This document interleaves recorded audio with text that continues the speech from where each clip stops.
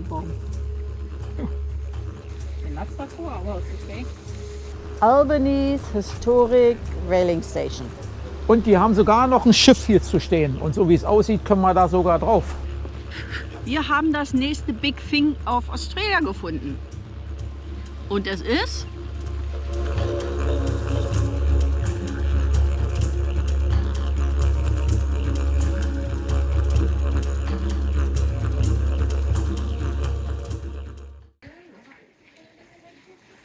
Hallo und herzlich willkommen zu einem neuen Video. Wir sind hier am Tiri Top Walk. Am Valley of the Giants. Wollen wir mal gucken, ob die Dinger wirklich so giant sind. Es regnet immer mal wieder und im Moment scheint aber gerade die Sonne. Also gehen wir jetzt gleich mal los und gucken, ob wir hoffentlich noch was erwischen, bevor wir zu nass werden. Hm? Ja, genau. Und ich freue mich eigentlich schon drauf, weil wir laufen zwischen den Baumwipfeln durch, oder? Sollte es zumindest sein. Solange wie es nicht regnet, freue ich mich auch drauf. Wenn es Ja. dann regnet, freue ich mich nicht mehr so doll. Ja. Und Giants deswegen, weil die Bäume hier unheimlich groß sind. Das werden wir jetzt gleich feststellen, ob sie wirklich groß sind. Schauen wir mal.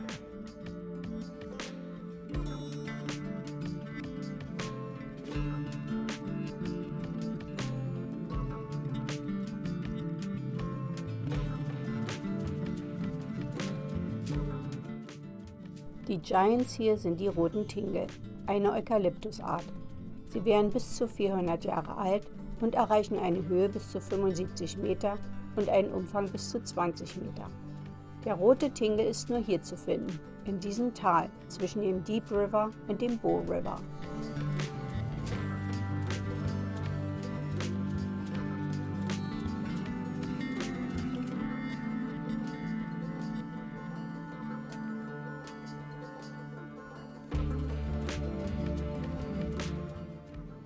Congratulations, wir haben es geschafft. Wir sind jetzt am höchsten Punkt, 40 Meter über dem Grund.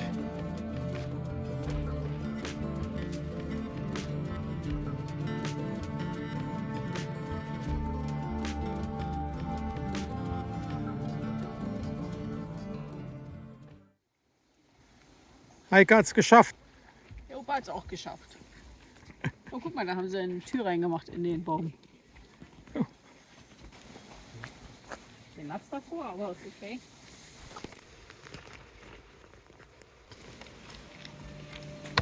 Ich will ja nicht weiter stören.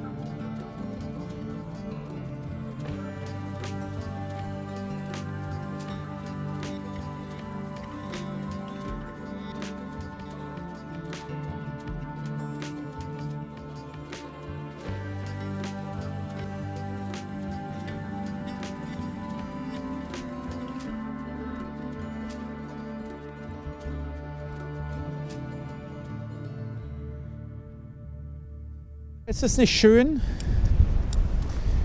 Du hast so eine schöne romantische Bucht und die Berge und das Meer dazu.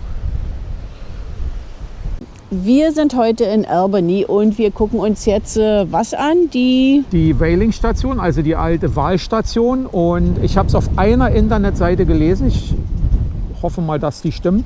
Es soll wohl fast vollständig erhalten sein und es ist wohl die einzige auf der ganzen Welt, die es überhaupt noch gibt, wo mehr oder weniger alles erhalten ist. Ich glaube, da liegt sogar noch ein Boot, was sie da mit drin haben. Also dann müssen wir natürlich anhalten, weil wenn es das Ding nirgendwo auf der ganzen Welt gibt, dann wollen wir uns das nicht entgehen. Dann müssen wir jetzt den Opa einsammeln. Wo ist der Opa? Der steht hinter dir. Ach, da ist der Opa. Schon da. Gut, dann gehen wir.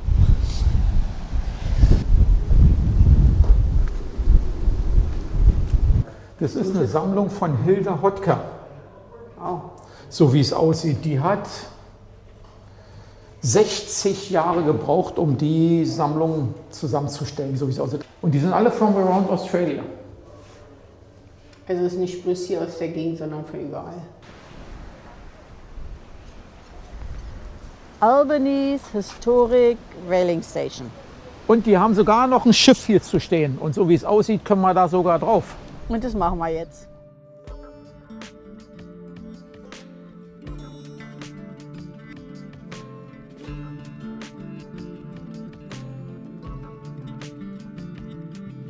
Das Schiff ist die Cheyenne 4, ein Dampfschiff mit 1700 PS.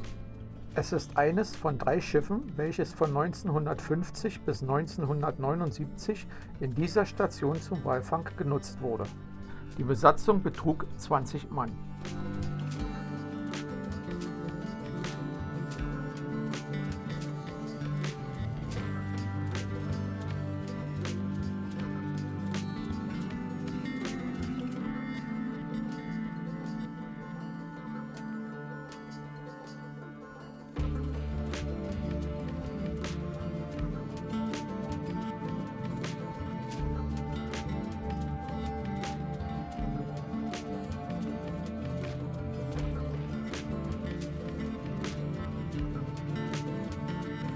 Das heißt,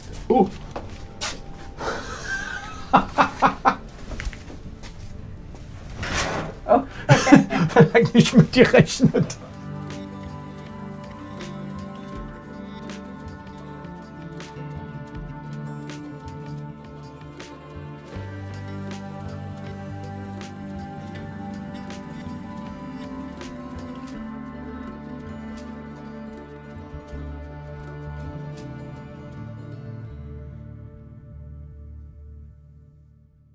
So wie es aussieht, wenn die zurückgekommen sind, haben sie halt, da liegt das Schiff, wo das Ding jetzt dann angelegt hat, wo wir vorhin waren. Und hier haben sie wahrscheinlich dann die Wale abgegeben und hier ist dann die Winde angetrieben mit den ganzen Übersetzungen und was weiß ich was alles. Und direkt dahinter ist der Boiler Room, wo der Boiler drin ist und wo die Dampfmaschine drin ist, die dann praktisch das Ding angetrieben hat. Und dann haben die den hier so hier raufgezogen und dann haben sie hier zerlegt und da, siehst du, da haben sie dann Factory angefangen. Kleiner Schlepper. Mit dem Schlepper haben sie dann praktisch draußen den Wal übernommen, haben den an das kleine Ding hinten rangehangen und dann haben sie den hier damit an die Rampe ran und dann aus dem Wasser geholt.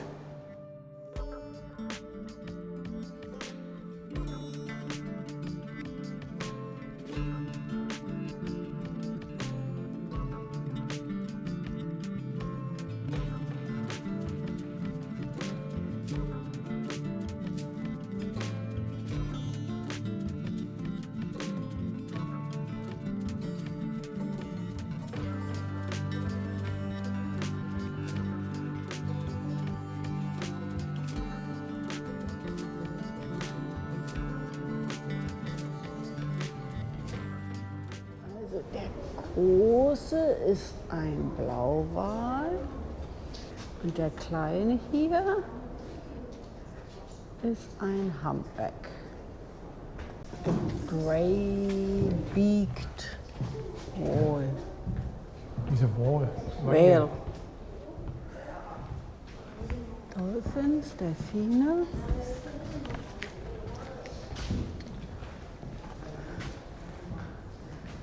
Ein Killerwal.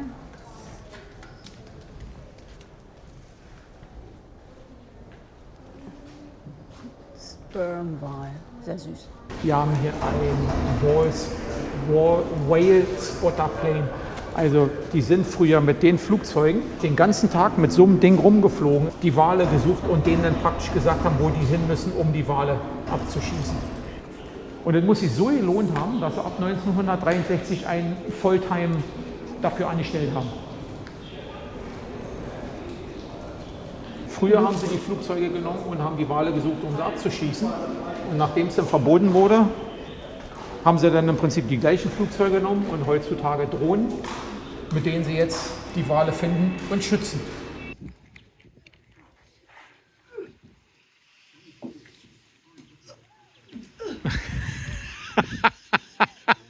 Hey, haben wir aber nicht auf die Schnauze gepackt.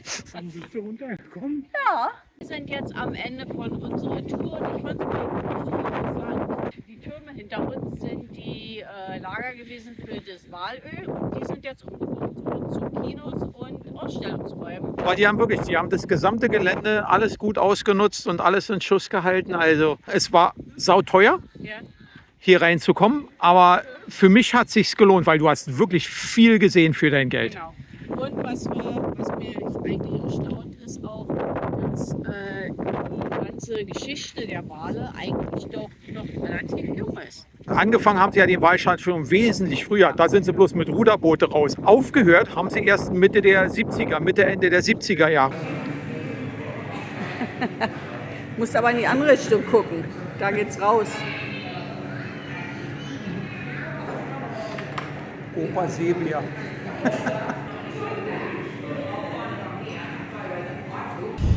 Wie so üblich hält man denn immer mal wieder an, wenn man am Wegrand was Warum schreist du Interessantes so? sieht, weil es so laut ist, so viel Wind ist. Okay, wie üblich hält man an, wenn man am Wegrand was Interessantes sieht. Und diesmal sind es Blowholes und eine Natural Bridge. Und die schauen wir uns jetzt an. Wobei die Blowholes funktionieren schon mal, weil es bläst sich hier förmlich von den Füßen. Ja. Hören kann man was, sehen, so wie es aussieht, kann man wahrscheinlich nicht viel.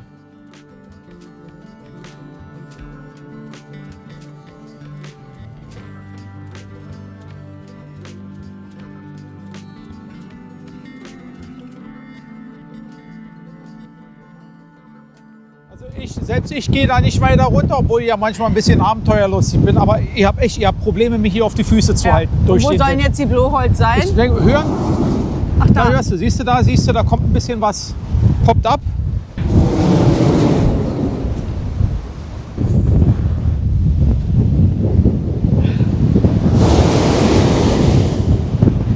Hören tust du es, aber sehen tust du nichts. Da hinten sieht es ziemlich dunkel aus. Okay, dann lass uns. Okay. Also, so wie es aussieht, Ups, da war wieder was. konnten wir dem Opa keine Blowholes zeigen. Schade. Jetzt gucken wir mal, was die Natural Bridge sagt. Du würdest sagen, dass die groß und beeindruckend ist. Die ist groß, die ist beeindruckend. Also das ist wirklich mal eine beeindruckende Bridge. Die ist ziemlich flach und ziemlich weit. Meinst du, wie lange die halt? Gute Frage. Noch. Ein paar Cracks hat sie schon, hä? Ja.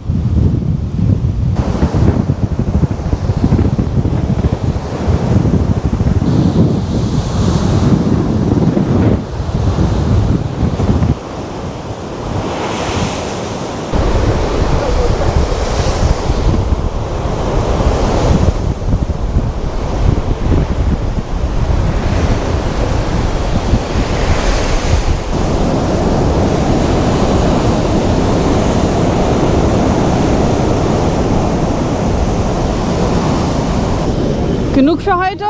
War beeindruckend. Ja, Ja. genug für heute. Jetzt sind wir genug von Salzwasser geduscht. Genau. Jetzt gucken wir, ob wir einen Stellplatz finden und dann machen wir Schluss für heute. Genau. Und morgen gehen wir klettern. Und morgen gehen wir dann auf eine Klettertour. Wir haben jetzt den Castle Rock Walk gemacht und der führt uns direkt bis zum Granit Skywalk 2,2 Kilometer hin, 2,2 Kilometer zurück. auf die Höhe von 670, glaube ich, war das. 670 Meter. Sind wir hochgeklettert. Der Weg an sich war eigentlich relativ einfach zu laufen.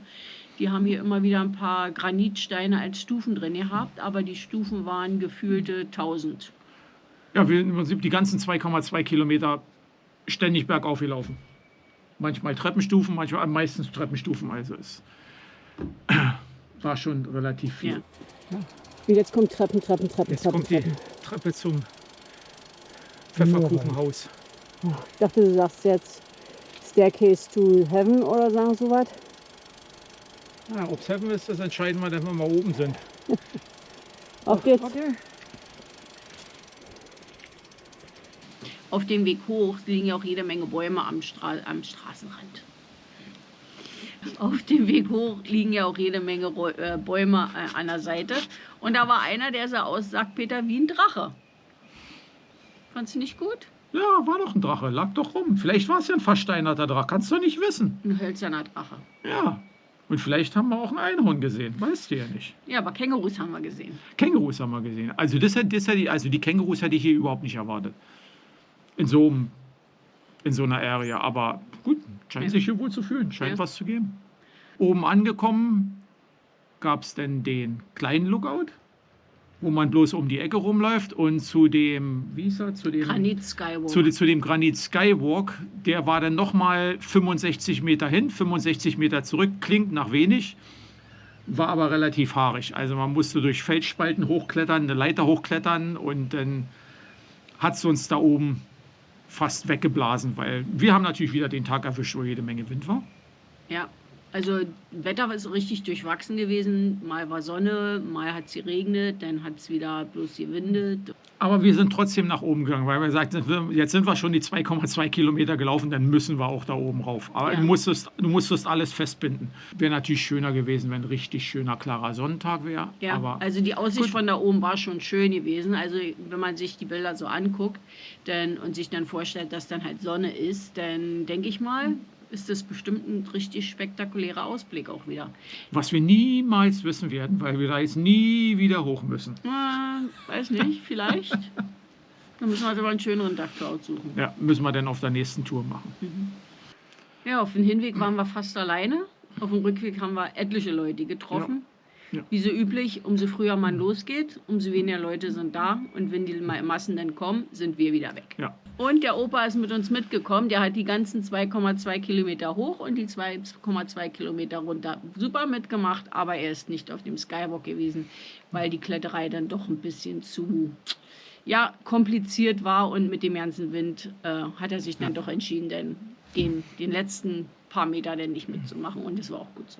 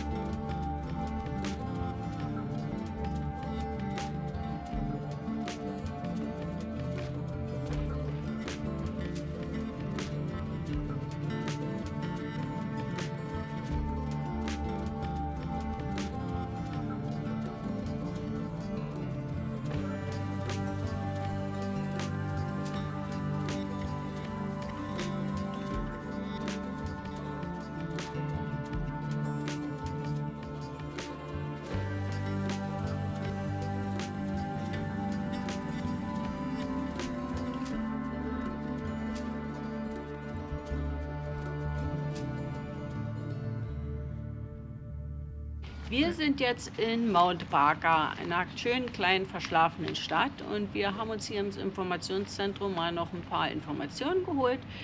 Und interessant ist, dass dieses Informationszentrum hier in der ehemaligen Bahnstation ist. Und haben sie schön erhalten hier. Finde ich gut, finde ich niedlich. War auch ein gutes Gerausche, weil wir waren gerade drin, da kam gerade ein Güterzug durch. Also es fahren hier sogar noch Züge, nur der Bahnhof ist außer Betrieb. Also ist keine Personenbeförderungsstation mehr.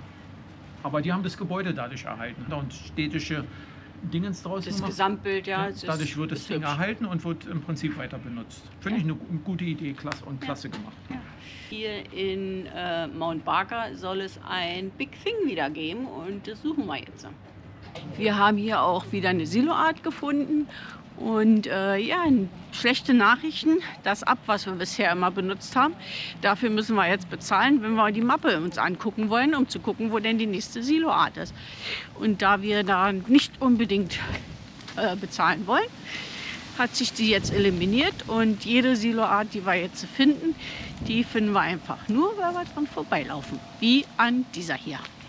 Also die große rote Spinne haben wir nicht gefunden. Nee, da wo er sie uns eingezeichnet hat, ist sie nicht. Und stattdessen gehen wir jetzt zur Bäckerei und gucken, ob wir einen Pie kriegen. National Award-Winning Pies.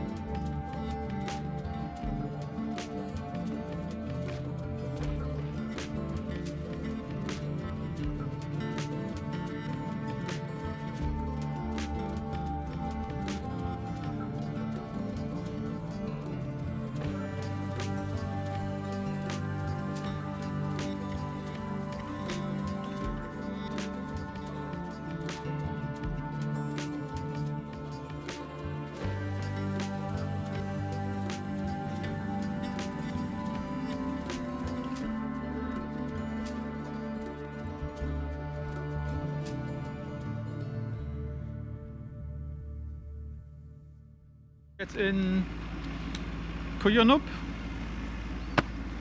mit Sicherheit falsch ausgesprochen, wie immer. Und wir wollten eventuell ins Information Center, hat aber noch zu. Jetzt hat sich aber herausgestellt, direkt hinterm Information Center ist ein Rosenlabyrinth. Jetzt gucken wir da mal rein.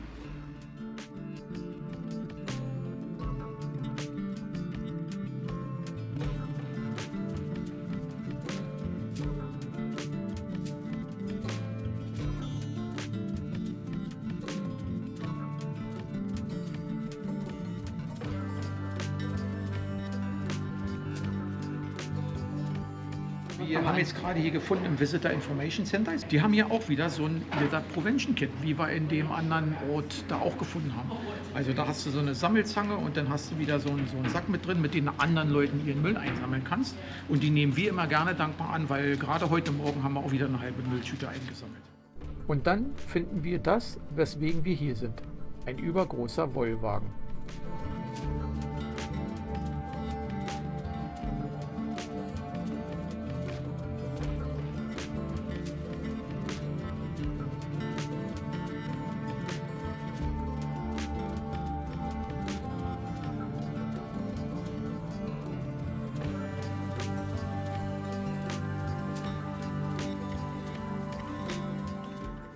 Also auf dem Schild steht, dass das Ding ein Replika ist. um zu zeigen, wie wichtig damals bei der Gründung hier die Wollindustrie gewesen ist. Da haben sich wohl viele oder fast die ganzen Vereine von der Gegend hier, die es so gibt, haben sich zusammengetan und haben die Replika hier gebaut und haben das Ding dann dahingestellt. Und ich denke mal, wenn du das so guckst, wahrscheinlich auch, weil auf den Paketen steht immer was anderes drauf, das sind wahrscheinlich die Vereine oder die Gegenden oder was, wo sie das früher gemacht haben. Wollen wir mal gucken, wo wir mal einen Größenvergleich haben? Und das ist nur das kleine Rad. In der Nähe von diesem Wollwagen haben wir noch eine kleine alte Bahnstation gefunden, die jetzt außer Betrieb ist. Aber man kann sich gut vorstellen, wie die halt früher hier ihre Wolle gewogen und aufgeladen haben, um die dann per Zug weiter in die Ferne zu schicken.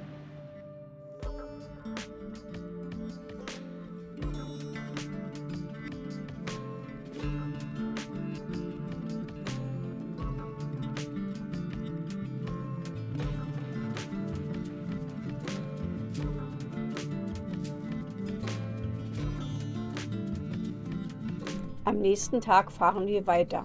Unser Weg führt uns durch den südwestlichen Teil des Weizengürtels von Australien. Über mehrere Stunden fahren wir nur an Getreidefelder vorbei. Getreidefelder, mehr Getreidefelder und noch mehr Getreidefelder. Von der vergangenen blühenden Wollindustrie ist nicht mehr viel zu sehen. Aber hin und wieder jedoch stolpern wir noch über stumme Zeitzeugen.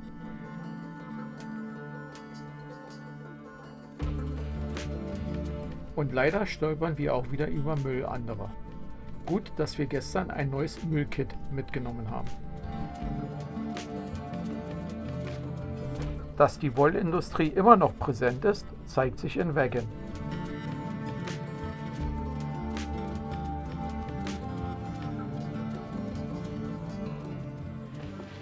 Wir haben das nächste Big Thing auf Australia gefunden.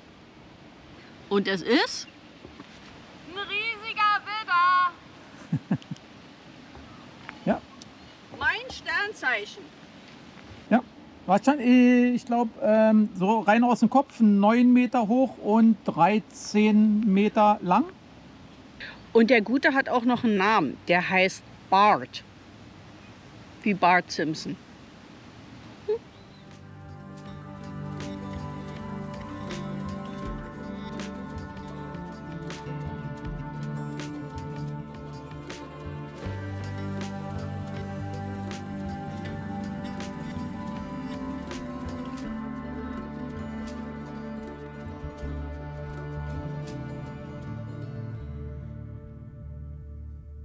Wir sind jetzt in Williamson und wir haben hier angehalten, weil hier ein Big Numbered ist. Und das wollten wir uns angucken und haben jetzt festgestellt, da sind noch ein paar andere Skulpturen.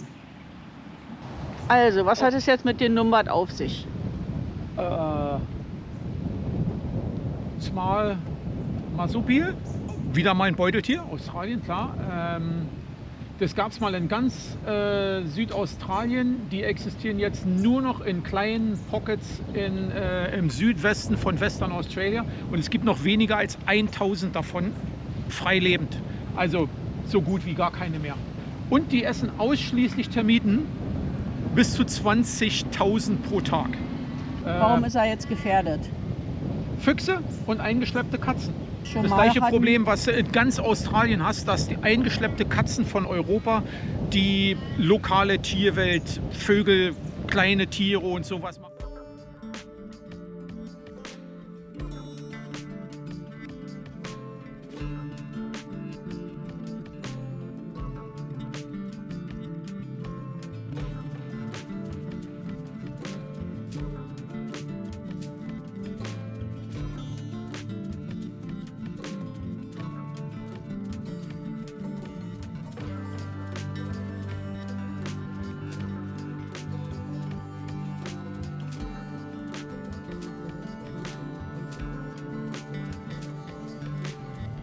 Auf unserer weiteren Suche nach den Big Things schlendern wir durch Boddington, bis wir unser Ziel, den Großen Hahn, erreichen.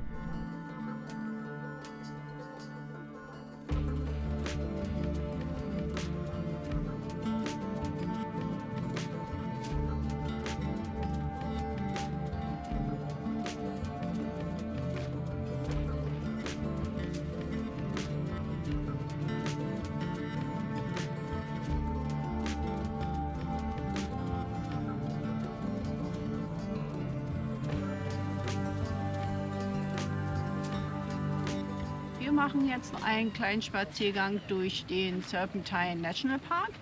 Da fließt der Serpentine River durch und den gucken wir uns mal an. Wenn es euch gefallen hat, das Video, dann Schaut einfach nächste Woche wieder rein und am besten subscribed. Daumen hoch, genau, weil dann könnt ihr das wenigstens nicht verpassen und dann könnt ihr sehen, was wir dann nächste Woche so machen. ja, Und nächste Woche noch so als kleinen Vorgeschmack, einfach nur ostwärts. genau. Ein bisschen südöstlich geht es dann mal. Ja, den Süden haben wir jetzt abgegrast, dann geht es jetzt ein bisschen Richtung Südosten runter. Genau. Und mit den letzten Bildern vom Nationalpark verabschieden wir uns dann bis zur nächsten Woche. Tschüss! Bye.